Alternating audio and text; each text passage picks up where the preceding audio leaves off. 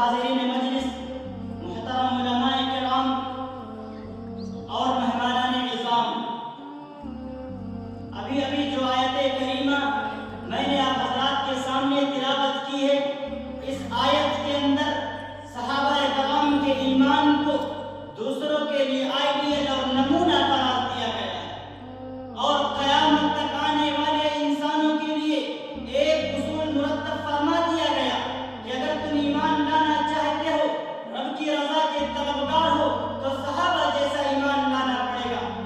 اگر ہم صحابہ کو درمیان سے نکال دیں گے تو دین ہی باقی نہیں بچے گا، کیونکہ حضور اکرم صلی اللہ علیہ وسلم کی دین کی بنیاد صحابہ ہے۔ کلمہ طیبہ سے لے کر حج بیت اللہ تک کے تمام احکامات حضور اکرم صلی اللہ علیہ وسلم سے اخذ کر کے ہم تک پہنچانے والے صحابہ ہیں۔ میرے عزیز ساتھیوں، میں آپ کو چند اصولی بات بتاتا ہوں جس سے آپ کو پتہ چلے کہ آخر لوگ صحابہ کے متعلق غلط عقائد بیان کیوں کرتے ہیں، صحابہ کو برا کیوں کہتے ہیں۔ کوئی حضرت معاویہ کو برا کہتا ہے، کوئی حضرت علی کو برا کہتا ہے، کوئی حضرت عائشہ صدیقہ پر الزام تراشی کرتا ہے، کوئی حضرت ابو بکر کو برا کہتا ہے، کوئی حضرت عمر کو برا کہتا ہے۔ آخر لوگ صحابہ پر اعتراض کیوں کرتے ہیں، صحابہ کو برا کیوں کہتے ہیں؟ اس کی وجہ کیا ہے؟ اس کی بنیادی وجہ یہ ہے کہ جب ہم صحابہ کرام کا تعارف حاصل کرنا چاہتے ہیں تو ہم تاریخ سے پوچھتے ہیں، تاریخ سے سوال کرتے ہیں، تاریخ کا سہارا لیتے ہیں۔ تاریخ سے صحابہ کرام کا تعارف حاصل کرنا یہی سب سے بڑی اور بنیادی غلطی ہے۔ میرے دوستو، اگر آپ کو صحابہ کا تعارف حاصل کرنا ہے تو قرآن سے پوچھو، حدیث سے پوچھو۔ جب ہم صحابہ کا تعارف قرآن سے پوچھتے ہیں تو قرآن کہتا ہے یبشرہم ربہم برحمت منہ ورضوان۔ جب ہم صحابہ کا تعارف قرآن سے پوچھتے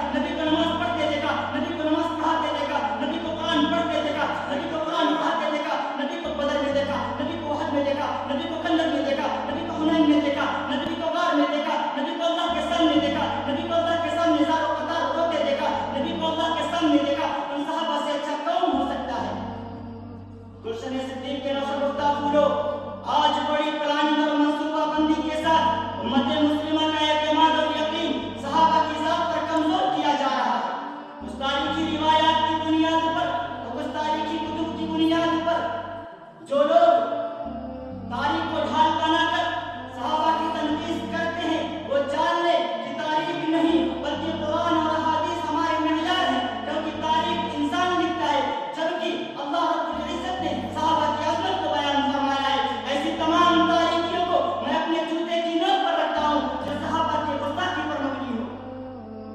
میرے دوستو، اگر آپ صحابہ کا کردار دیکھنا چاہتے ہیں، صحابہ کا مرتبہ دیکھنا چاہتے ہیں تو قرآن میں دیکھیں، حدیث میں دیکھیں۔ یاد رکھو اے مسلمانوں، اگر صحابہ محفوظ ہیں تو قرآن محفوظ ہے، اگر صحابہ محفوظ ہے تو اللہ کی شریعت محفوظ ہے، اگر صحابہ محفوظ ہے تو دین محفوظ ہے، اگر صحابہ محفوظ ہے تو حدیث محفوظ ہے۔ بلکہ مجھے کہنے دیجئے کہ اگر صحابہ محفوظ ہے تو پوری شریعت محفوظ ہے، لیکن اگر صحابہ محفوظ نہیں تو نہ دین محفوظ، نہ شریعت محفوظ، نہ قرآن محفوظ، نہ حدیث محفوظ۔ اس شعر کے ساتھ میں اپنی تقریر کو ختم کرتا ہوں۔ لے شوق سے نام صحابہ کا، لے شوق سے نام صحابہ کا، کر چرچا عام صحابہ کا، گر طلب ہے تجھ کو جنت کی تو پلہ تھام صحابہ کا۔ دیوبند کا تاریخ کے اندر ہر کردار نرالا